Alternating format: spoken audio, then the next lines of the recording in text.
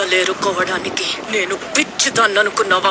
నీకు నీకు నాకు నీకు నిజంగా ఇందులో ముత్యాలు పగడాలుంటాయా? నా రాయి ఎవరు ముట్టుకోవద్దు నా రాయి రెండు రాళ్ళు.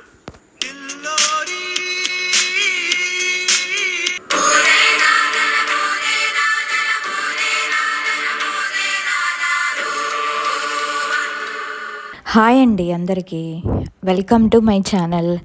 ఇది వచ్చేసి కృష్ణాష్టమి రోజు తీసిన వీడియో.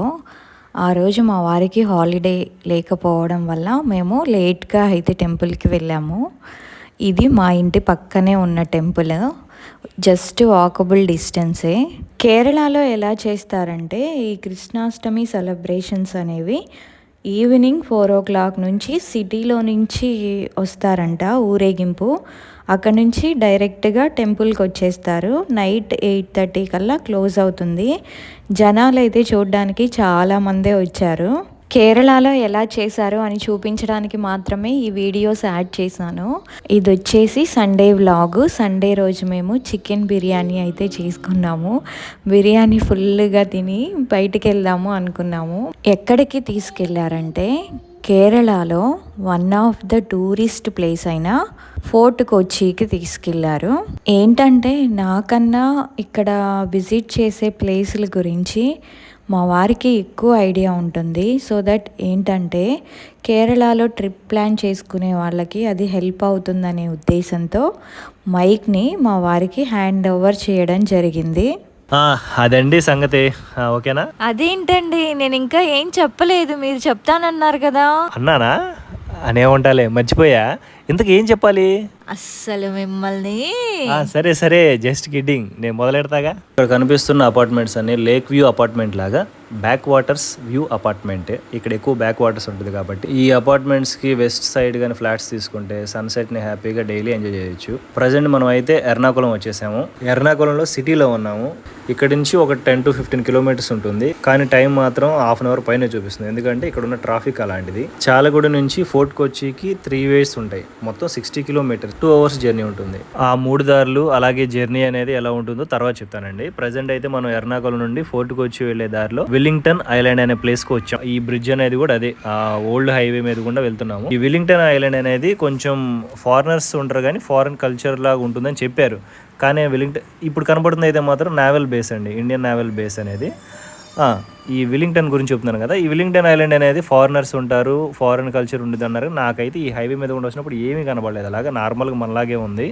ఇక్కడ కనబడినంతా ఇందాలు చెప్పిన నావల్ బేసే, చాలా పెద్దగా ఉంది. హైలీ రెస్ట్రిక్టెడ్ ఏరియా, డ్రోన్స్ కూడా ఎగరేయకూడదు అన్నారు. కానీ మన దగ్గర డ్రోన్స్ అయితే లేవు. ఇంతకు ముందు 3 దారులు ఉన్నాయని చెప్పాను కదండి. ఒకటేమో షిప్ యార్డ్కి వెళ్ళే హైవే, ఇంకొకటేమో నేషనల్ హైవే, ఇంకొకటేమో ఆ షిప్ యార్డ్కి వెళ్ళే హైవే నుండి విపిన్ అనే ప్లేస్ ఉంటుంది. అక్కడ నుండి బోట్ జెట్టి ఉంటుంది. ఆ బోట్ జెట్టి నుండి ఫోర్ట్ కొచ్చి అనేది చాలా దగ్గరే. టైం మాత్రం అరగంట పడుతుంది. అదే షిప్ యార్డ్ నుంచి ఎర్నాకుళం సిటీ మీద గుండా ఫోర్ట్ కొచ్చి వచ్చినా కూడా అరగంటే పడుతుంది. ఆ జర్నీ చూడాలి, బోట్ జెట్టీలో వెళ్ళాలంటే అటు వెళ్ళొచ్చు. మేమైతే కారులో సిటీలో నుంచి వచ్చాము. ఇంకొకటి చెప్పడం మర్చిపోయానండి. ఎర్నాకుళంలోనే సపరేట్ బోట్ జెట్టి అని ఉంటుంది. అక్కడ నుంచి మన సిటీ బస్సులకు ఉండే సర్వీసెస్ లాగా ఎర్నాకుళం నుండి విల్లింగ్టన్ ఐలాండ్, ఫోర్ట్ కొచ్చి, ఇందాలు చెప్పాను కదా విపిన్ అని, ఆ ప్లేస్కి కూడా సిటీ బస్ సర్వీసెస్ లాగా బోట్ జెట్టి సర్వీసెస్లు ఉంటాయి. చాలా బాగుంటుంది. ఇప్పుడైతే మేము వెళ్ళలేదు కానీ నా మ్యారేజ్ కాకముందు నా ఫస్ట్ పోస్టింగ్ అనేది కేరళనండి. ఆ కేరళలో ఉన్నప్పుడు ఈ బోట్ జెట్టి అనేది వెళ్ళాను. చాలా బాగుంది. ఇప్పుడు మీరు చూస్తుంది విల్లింగ్టన్ ఐలాండ్ నుండి ఫోర్ట్ కొచ్చి కనెక్ట్ చేసే ఒక ఓల్డ్ హార్బర్ బ్రిడ్జ్. దీని మీద buses not allowed, cars, bikes, autos వెళ్ళొచ్చు. చాలా కంజెస్టెడ్ గా ఉంది, చాలా ట్రాఫిక్ గా కూడా ఉంది. దీని పక్కనే చాలా విశాలంగా ఉన్న కొత్త బ్రిడ్జ్ కూడా ఉంది. కాకపోతే గూగుల్ దళ చెప్పిందని ఇటు వచ్చేసాం. మొత్తానికి ఫోర్ట్ కొచ్చిలోకి అయితే ఎంటర్ అయ్యామండి. ఇక్కడ నుండి బీచ్ అనేది ఒక 5 kilometers 10 minutes చూపిస్తుంది. సండే కదండి, అందరి దారులు అటువైపే. వావ్, క్యా ఖూబ్సూరత్ హై. మొత్తానికి బీచ్కి అయితే వచ్చాము. లొకేషన్ చూసారా, అదిరిపోయింది. సూర్యాస్తమయానికి సమయం అయింది. అల్లంత దూరాన ఒక షిప్ కనపడుతుంది కదా, అది చేపల షిప్ అనుకుంటా, మన వైపే వస్తుంది. ఒక్కసారి ఆ సముద్రపు అలల ఘోషమేనండి. ఘోష ఏమని చెప్తున్నాయి మీతో? నాగార్జున అవి నాగేం చెప్పట్లేదు కానీ ఫస్ట్ సౌండ్ విను.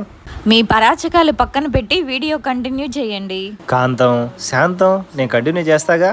మనం ఇప్పుడు ఫోర్ట్ కొచ్చి బీచ్కి యువతల పక్క ఉన్నామండి. అవతల పక్క నది సముద్రం కలిసే ప్లేస్ ఉంది. ఈ ఎండ్ నుండి ఆ ఎండ్ వరకు మెరైన్ డ్రైవ్ ఉంటుంది. మెరైన్ డ్రైవా అంటే ఏంటి? చూడమని నేను బట్టి పట్టుకొని ఒక ఫ్లోలో చెప్పుకుంటూ పోతున్నా. నువ్వు ఇలా డిస్టర్బ్ చేస్తుంటే మళ్ళీ మొదటి నుండి చెప్పాల్సి వచ్చింది. మెరైన్ డ్రైవ్ అంటే సముద్రపు ఒడ్డున ఇసుక మీద కాకుండా అందరూ నడుచుకుంటూ సముద్రాన్ని ఎంజాయ్ చేస్తే దారి. నీ గోలలో పడి ఆ పక్షుల గురించి చెప్పడం మర్చిపోయాను. అవి అలా ఎగురుతూ ఉంటే ఆనందంతో నా కడుపు నిండిపోయింది అనుకోండి. వాటిని కూడా తింటారా? ఇదిగో నేను ఇంకా వ్లాగ్ చేయలే కానీ నువ్వే చెప్పుకో నాకు వద్దులే. లేండి మీరే చెప్పండి, నేను ఇంకా డిస్టర్బ్ చేయను మిమ్మల్ని. ఇక్కడ నుండే మెరైన్ డ్రైవ్ మొదలవుతుంది. ఈ పక్కనే ఒక ప్లే గ్రౌండ్ కూడా ఉంది. సండే కావడం వల్ల మొత్తం ఫ్యామిలీతో జనాలందరూ ఎంజాయ్ చేయడానికి వచ్చారు. చూసారా, సన్సెట్ కోసం అందరూ వెయిట్ చేస్తున్నారు. చాలా ఆహ్లాదకరంగా ఉంటుందండి ప్లేస్ మాత్రం. చిన్నపిల్లల్ని తీసుకుని వస్తే చాలా ఎంజాయ్ చేయొచ్చండి. ఇక్కడ ఐస్ క్రీమ్ కానీ పానీపూరి కానీ అన్ని బళ్ళు పక్కనే ఉంటాయి. ఇదేనండి ప్లే గ్రౌండ్. పిల్లలు ఆడుకుంటున్నారు కదా, గాలిపటాలు కూడా ఎగరేస్తున్నారు. గాలి ఎక్కువగా ఉంది, వాళ్ళు బాగా ఎంజాయ్ చేస్తున్నారు. ఫ్యామిలీ పిల్లల్ని తీసుకొస్తే మాత్రం బాగా ఎంజాయ్ చేయొచ్చు. మా బొడ్డోడికి కూడా ఇంకో సంవత్సరం వస్తే వాడిని ఇక్కడికే తీసుకొచ్చి ఇలాగే గాలిపటాలు ఎగరేస్తాను. చాలా బాగుంది వాళ్ళు ఎగరేస్తుంటే, చూడముచ్చటగా ఉంది. మా వాడు కూడా తెగరుస్తున్నాడు. ఇక్కడ మీకు కనపడుతుంది కండి ఒకటి వైట్ షిప్ వాళ్ళ ముందు ఉంది అటువైపు. మా ఆవిడికి చెప్పాను, ఈ ఫోర్ట్కి వచ్చి తీసుకెళ్తున్నా కదా, షిప్ నీకు చూపిస్తాను అని.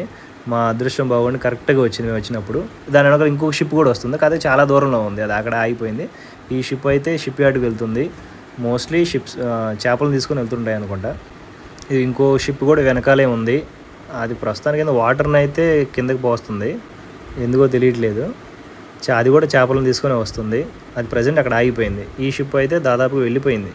మేము ఇది చాలా జూమ్ చేసి చూపిస్తున్నాను. మేము దాని దగ్గరికి వెళ్ళేలోపు అది మమ్మల్ని దాటి కూడా వెళ్ళిపోయింది. ఇదేనండి మెరైన్ డ్రైవ్. ఇక్కడ ఇలా కూర్చొని కూడా సీనరీని ఎంజాయ్ చేయొచ్చు. ఇక్కడ నుండి మనం ముందుకు వెళ్ళే కొద్దిగా 2-3 బీచ్లు వస్తాయండి. ఆ బీచ్ల తర్వాత సముద్రం నది కలిసే ప్లేస్ కూడా వస్తుంది. వారం అంతా మన పనులు మనం చూసుకొని ఇలా వారాంతరానికి ఇలాంటి ప్లేస్కి వచ్చి సాయంకాలం సంధ్యా సమయం చూస్తూ ఉంటే ఆ కిక్కే వేరండి. నేను బ్యాచులర్గా ఉన్నప్పుడు కూడా నేను మా ఫ్రెండ్స్ ఇక్కడికి వచ్చి ఇలాగే ఎంజాయ్ చేసేవాళ్ళం. మేమందరం కూర్చొని లూడో కూడా ఆడేవాళ్ళం. ఎంతైనా ఆ రోజులే వేరండి. అంటే ఆ రోజుల కంటే ఈ రోజులే బాగున్నాయని నా అంతరార్థం. అదే ఇన్నర్ మీనింగ్. ఆ వెళ్ళిపోతున్న షిప్ని దగ్గర నుంచి చూడడానికి మా ఆవిడ పరుగులు. కానీ మేము వెళ్ళేలోపు అది వెళ్ళిపోయింది. అది వెళ్ళిపోయింది కానీ దాని వెనకాల ఇంకొక చిన్న బోట్ ఉంది. అది బోట్ జెట్టి, అంటే ట్రిప్కి వెళ్ళి వస్తున్నారు అనుకుంటా. వాళ్ళు సముద్రంలో కొంత దూరం తీసుకువెళ్ళి మళ్ళీ వెనక్కి తీసుకొస్తారు. దాని వెనకాల ఇంకో షిప్ చెప్పాను కదా, అది ఇంకా అక్కడే ఉంది. మీకు అవతల వైపు ఇంకో ప్లేస్ కనపడుతుంది కదండి, అదే వైపేనంటే అక్కడి నుంచే బోట్ జెట్టి అనేది ఇక్కడికి వస్తుంది. అది బోట్ జెట్టి అంటే ఏం లేదండి, మన city buses mall buses journey లాగా బోట్లో ఒక ప్లేస్ నుంచి ఇంకో ప్లేస్కి తీసుకెళ్లే వాడిని బోట్ జెట్టి అంటారు. ఈ ఫోర్ట్ కొచ్చి నుంచి ఎర్నాకుళంకి, మధ్యలో ఉన్న వెల్లింగ్టన్ ఐలాండ్కి, అలాగే ఇప్పుడు నేను చెప్పే ఎదురుగా ఉన్న వైపిన్కి, ఈ 4 ప్లేసులకు కూడా ఈ బోట్ జెట్టీస్ అనేవి సర్వీసెస్ ఉంటాయి. మన బస్సెస్ లాగే టైం టు టైం తిరుగుతూ ఉంటాయి. మేము ఇక్కడికి వచ్చే వరకు టైం 5:30 అయిందండి. ఇంకా వాటిలో ఏం తిరుగుతాము. వీళ్ళకేమో బోట్ జెట్టీలో తిప్పుతాను అని చెప్పి తీసుకొచ్చాను, కానీ టైం లేకపోవడం వల్ల తీసుకెళ్ళలేదు. ఈసారి నెక్స్ట్ టైం వచ్చినప్పుడు మాత్రం కంపల్సరీ అందులో వ్లాగ్ చేసి మీకు కూడా ఆ ఎక్స్పీరియన్స్ ఎలా ఉంటుందో చెప్తాను. ఇక్కడ చిరుతిళ్ళకు మాత్రం కొదవే లేదండి. చిన్నపిల్లల దగ్గర నుండి పెద్దవాళ్ళ వరకు అందరూ తినేవన్నీ అవైలబుల్గా ఉన్నాయి. ఐస్ క్రీమ్స్ ఉన్నాయి, పానీపూరి ఉన్నాయి, చికెన్ కబాబ్స్ ఉన్నాయి, సీ ఫుడ్ ఉంది, పల్లీలు ఉన్నాయి, అన్నీ ఇక్కడ అవైలబుల్గానే ఉన్నాయి. ఇక్కడ నుండే బీచెస్ మొదలయ్యేది. చూసారుగా, లొకేషన్ అద్భుతంగా ఉంది. ఇది ఫోటోషూట్ స్పాట్. సీనరీ అయితే అదిరింది కదా, చాలామంది ఫోటోలు దిగుతున్నారు. మేము కూడా దిగేసాం ఫోటోలు. ఆ షిప్ అయితే అప్పటి నుండి మేము వచ్చిన దగ్గర నుంచి అక్కడే ఉంది, అది కదలట్లేదు. ఫోన్ మావిడికి ఇచ్చి సూర్యుడు నా మీద పడేటట్టు ఫోటో తీయమంటే నా వెనకమాల పడేటట్టు తీస్తుంది. అట్లుంటుంది ఆమెతోని. ఇంతకు ముందు చెప్పాను కదండి, ఐస్ క్రీమ్ దగ్గర నుండి చికెన్ కబాబ్ వరకు అన్నీ దొరుకుతాయని. ఆ చికెన్ కబాబ్ దొరికే ప్లేస్ అదే, ఆ హోటలే. ఇక్కడ నుండి ముందుకు వెళ్ళే కొద్దిగా బీచెస్ వస్తాయండి. ఇది ప్రజెంట్ ఒక బీచ్ వచ్చిందని చెప్పాను కదా, అది ఇదే ఆ బీచ్. యాక్చువల్గా ఫోర్ట్ కొచ్చి అనేది బీచెస్ కాదు, మెరైన్ డ్రైవ్కే ఫేమస్. మెరైన్ డ్రైవ్ అంటే ఇప్పుడు మనం నడిచే ప్లేసే మెరైన్ డ్రైవ్, అంతే, అంతకుమించి ఏం లేదు. కానీ బీచెస్ అనేది అంతా అటువైపు ఉంటుందండి. ఆ వైపు దగ్గర నుండి ఆ వెళ్ళే కొద్దిగా మొత్తం బీచెసే వస్తాయి. పక్కన చూసారా, ప్రజెంట్ అయితే క్లోజ్ అయ్యింది కానీ చాలా బాగుంది. మరి ఇది టూరిస్ట్ హోటల్ అయి ఉండిద్ది. ప్రజెంట్ అయితే క్లోజ్ చేశారు. సింపుల్గా చిన్నగా బాగుంది.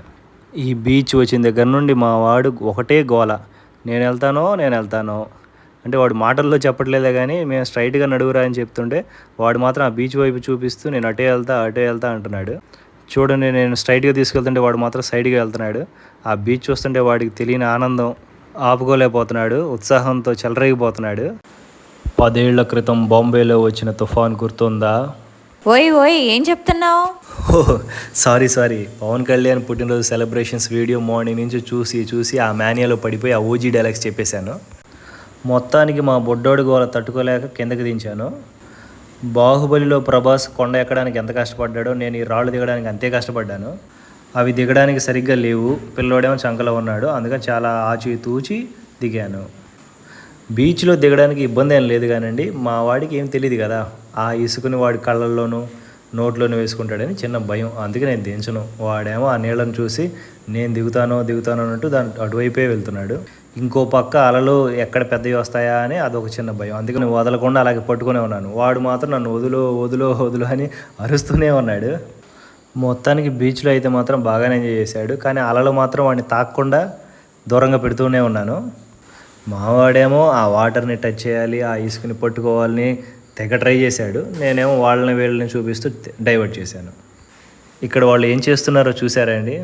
బీచ్ అంటే చాలు అందరూ చేసే కామన్ థింగే, హార్ట్ సింబల్ వాళ్ళ పేర్లు రాసుకోవడం, అలలు వచ్చి వాటిని చెడిపేస్తుంటే చూసి ఎంజాయ్ చేయడం. మీరు ఎప్పుడైనా ఇలా ట్రై చేశారా? నేనైతే ఎప్పుడూ చేయలేదు, కాకపోతే చాలాసార్లు చూశాను. అలలు అయితే పెద్దగా అయితే ఏమీ రావట్లేదు, నార్మల్గానే వస్తున్నాయి. ఇది ప్రాపర్ బీచ్ కాదండి, కొన్ని బీచెస్ ఉంటాయి, చెరాయి బీచ్ అని, అది మాత్రం అలలు భయంకరంగా వస్తుంటాయి, కానీ ఆ బీచ్ చాలా బాగుంటుంది. ఇదిగోనండి ఇప్పుడు మీకు కనబడుతుంది కదా, అదే గవల బీచ్. అంటే గవల బీచ్ అంటే వాళ్ళేం పేరు పెట్టలేదు, అక్కడ గవలు ఉన్నాయి కాబట్టి మనమే పేరు పెట్టేసాం గవల బీచ్ అని, కానీ మరీ ఎక్కువగా ఉన్నాయి. ఈ బీచ్లో గవలతో పాటు ఆల్చిప్పులు కూడా ఉన్నాయి. ఇందాకలు మనం చూసిన బీచ్ ఈ బీచ్ పక్కపక్కనే ఉన్నాయి, కానీ రెండింటి మధ్య చాలా వ్యత్యాసం ఉంది.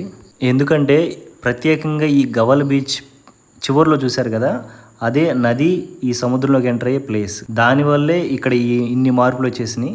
వీళ్ళని చూశారుగా గవలు ఏరుకొని కవర్లు ఎలా వేసుకుంటున్నారో, వీళ్ళని చూశాక మావిడ ఎందుకు ఆగుతుందండి? బాహుబలిలో అనుష్క పొలలేరుతున్నట్టు మావిడ ఇక్కడ గవలేరుతుంది. మంచి గవలన్నీ పారేసి పిచ్చి గవలని ఏరేసి తీసుకొచ్చి నాకు చూపిస్తుంది. అట్లుంటుంది మా ఆవిడతోటి. మొత్తానికి మా ఆవిడికి ఒక ఆల్చిప్ప దొరికింది, మరి అందులో ఆణిముత్యం ఉందో లేదో ఇంటికెళ్ళి చూసుకోవాలి. ఇంటికెళ్ళిన తర్వాత ఇందులో ఆణిముత్యం ఉందనుకోండి ఆశా ఈజ్ గ్రేట్ అనిద్ది, లేదనుకోండి ముత్యం లాంటి భర్త ఉండగా ఆణిముత్యంతో నాకేం పని అని కవర్ చేసుకుంటుంది. ఇకపోతే మా బొడ్డోడు ఇసుకుంటేనే ఆగలేదు, గవలుంటే ఇంకెందుకు ఆగుతాడు? పైగా వాళ్ళ అమ్మ గవలేరడం చూసి అస్సలు ఆగలేదు. షూస్ తడుస్తున్నాయని చెప్పి ఫస్ట్ షూస్ తీసేసాము, ఆ తర్వాత డ్రాయర్ తడుస్తుందని చెప్పి డ్రాయర్ తీసాము, ఆ తర్వాత హగ్గీ కూడా తీసేసాము. ఇంకా వాడు నా అంతటోడు లేడన్నట్టు దాన్ని వదిలేసే నేను ఒక్కడనే తిరుగుతా అని విదిలించుకుంటున్నాడు. చూస్తున్నారుగా వాడు ఎలా తిరుగుతున్నాడు. ఇప్పుడు మేము ఉన్న ప్లేస్ అయితే బీచ్ లాగా అయితే మాకు అనిపించలేదు, ఏదో నది పక్కన ఉన్నట్టుంది. ఇసుక చాలా గట్టిగా ఉంది, గవ్వలు కూడా నీళ్ళలో స్పష్టంగా కనబడుతున్నాయి. సముద్రపు నీళ్ళలాగా అస్సలు లేవు, నది నీళ్ళలాగే ఉన్నాయి. నాకే డౌట్ వచ్చి వాటర్ కొంచెం టేస్ట్ చూశాను, కానీ ఉప్పుగానే ఉన్నాయి. నది సముద్రం సంగమం వల్ల వచ్చిన మార్పు అనుకుంటా ఈ గవ్వలు కానీ, ఈ ఇసుక కానీ, ఈ వాటర్ కానీ. ఈ నది సముద్రంలో కలిసే ప్లేసే బ్యాక్ వాటర్గా ఏర్పడింది. బ్యాక్ వాటర్ అంటే ఏమీ లేదండి, నది సముద్రంలో కలిసేటప్పుడు సముద్రం మొత్తం తీసుకోదు కదా, ఒకసారిగా కొంచెం వెనక తంతుంది కదా, ఆ వెనక తన్నినప్పుడు వచ్చిన వాటర్నే బ్యాక్ వాటర్ అంటాము. అలా గవల్ బీచ్లో ఎంజాయ్ చేసిన తర్వాత దారిలో మా వాడికి ఇది కొనిపెట్టాము. ఈ ఫ్యాన్ని చాలా ముచ్చటగా ఆడుకున్నాడు మా వాడు. ఆ ఫ్యాన్ కూడా సముద్రపు గాలికి బాగానే తిరిగింది, ఇంటికి వచ్చిన తర్వాత తిరగలేదు. ఇప్పుడు టైం 6:30 అయిందండి. అదేంటో జనాలందరూ ఇప్పుడే వస్తున్నారు, మేబీ సన్సెట్ని చూడడానికి వచ్చి ఉంటారు. మేమైతే ఇంకా రిటర్న్ అయ్యాము, ఎందుకంటే మళ్ళీ ఇక్కడ నుంచి మా చాలగూడ అనేది దగ్గర 3 hours పడుతుంది, ఎందుకంటే ఇప్పుడు నైట్ టైం కదా, ట్రాఫిక్ ఎక్కువ అవుతుంది. ఆ గవల్ బీచ్ నుండి ఇంకా ముందుకు వెళ్తే అక్కడ ఫ్రెష్గా అప్పుడే పట్టిన రొయ్యలు, చేపలు అంత మార్కెట్, పెద్ద మార్కెటే ఉంది. మేము ప్రజెంట్ టైం లేక అటు వెళ్ళలేదు. మనం ఇప్పుడు ఫోర్ట్ కొచ్చికి ఎర్నాకుళం సిటీ నుంచి వచ్చాం కదండి, ఆ ఎర్నాకుళంలో కూడా చిల్డ్రన్ పార్క్ ఉంటుంది, అక్కడ కూడా సేమ్ ఇదే అట్మాస్ఫియర్, కాకపోతే ఇక్కడ మెరైన్ డ్రైవ్ లాగా ఉంటుంది, అక్కడ పార్క్ ఉంటుంది. ఈ ప్లేసెస్ అన్నీ కవర్ చేద్దామని మా ఆవిడికి మార్నింగే చెప్పాను. తను కూడా ప్లాన్కి తగ్గట్టు అంతా రెడీ చేసింది, కాకపోతే మా బొడ్డోడే కరెక్ట్గా వెళ్ళే టైంలోనే ఇబ్బంది పెట్టాడు, అందువల్ల చాలా డిలే అయిపోయింది. మధ్యాహ్నం 12:30కి బయలుదేరదాం అనుకున్నాం, మేము 3కి బయలుదేరాము. ఇదిగోండి ఇక్కడ చూసారా ఫోటోషూట్ కోసం వాళ్ళు పడుతున్న కష్టాలు. న్యూలీ మ్యారీడ్ కపుల్ అనుకుంటా. ఇక్కడ నా కారుని చూసారు కదండి, ఇక్కడ ఇన్ని కార్లు ఉన్నాయి. ఆ పావురాళ్ళు నా కారు మీదే రెట్టెలు వేశాయి. ఇక్కడ దిగగానే వాటిని పొగిడాను, అందుకే అనుకుంటా నాకు గిఫ్ట్ ఇచ్చాయి అవి. మా ఆవిడ ఏ టూరిస్ట్ ప్లేస్కి వెళ్ళినా ఈ మామిడికాయలను చూస్తే మాత్రం అస్సలు వదలదు. ఈ బండిని గమనించారా, ఆ మొక్కలను చూసారా, వీటి గురించి నాకంటే మా ఆవిడే బాగా ఎక్స్ప్లెయిన్ చేస్తుంది. ఈ బండి మీద మామిడికాయలు, పైనాపిల్, కీరా, ఇంకా చాలా రకాల ఫ్రూట్స్ ఉన్నాయి. వాటి పేర్లు అయితే తెలియదు. ఏంటంటే అక్కడ జాడీలో ఉన్నది వాటర్ ఏంటో తెలియదు, కానీ ముందుగానే ముక్కలుగా కట్ చేసి అందులో వేసి వచ్చిన వాళ్ళకి అందులో నుంచి తీసి దాని మీద కొంచెం కారం వేసి ఇస్తున్నారు. అది తిన్న తర్వాత చల్లటి ఐస్ క్రీమ్ ఒకటి తీసుకొని సన్సెట్ని ఎంజాయ్ చేస్తూ కాసేపు అక్కడే ఉండి తిన్నాము. ఇదిగోండి మళ్ళీ ఒక షిప్ అయితే వస్తుంది. ఇక్కడ కింద ఇద్దరు నిలబడి ఉన్నారు కదా, పాపం చాలా సేపటి నుంచి మరి ఇన్స్టాలోనూ యూట్యూబ్ కోసము రీల్స్ అయితే చేస్తున్నారు. ఆ అబ్బాయి ఎంత చక్కగా డ్యాన్స్ వేస్తున్నాడో, ఆ పక్కనున్న అబ్బాయి వీడియో ఇలా తీయాలి ఎలా తీయాలి అని చెప్తూ చాలాసేపు రిహార్సల్ చేశారు వాళ్ళిద్దరైతే. అన్నట్టు చెప్పడం మర్చిపోయానండి, మా వారికి పవన్ కళ్యాణ్ గారంటే చాలా ఇష్టం. ఆయన పుట్టినరోజు సందర్భంగా డిప్యూటీ సీఎం గారికి మా ఛానల్ తరపున జన్మదిన శుభాకాంక్షలు. కార్ పార్క్ చేస్తామన్నారు, బట్ అక్కడి నుంచి బాబుని ఏమి ఎత్తుకొని వస్తామని ఇక్కడ పార్క్ చేయమంటే ఇక్కడ చూడండి కార్ తీయడానికి దాదాపు 10 minutes టైం పట్టింది. అంత ట్రాఫిక్ జామ్ అయ్యింది ఇక్కడ. వరుసగా కార్లన్నీ చూడండి వరుసగా ఆగిపోయినాయి. ట్రాఫిక్ పోలీస్ ఆయన వచ్చి కార్ కొంచెం వెనక్కి జరపండి, ముందున్నాయి కదులుతాయి అని చెప్పాడు. అన్ని వరుసగా వెనక్కి వస్తున్నాయి. మేము వచ్చినప్పుడు అయితే ఇంత ట్రాఫిక్ లేదు. ఈవినింగ్ అయ్యేసరికి బీచ్ కి చాలా మంది వస్తున్నారు జనాలు, అందుకే ఇంత ట్రాఫిక్ జామ్ అయ్యింది. వెహికల్ పార్కింగ్ ఏరియా ఇదంతా. అదండి ఈరోజు వీడియో వచ్చేసి. వీడియో నచ్చితే ఒక లైక్ చేయండి.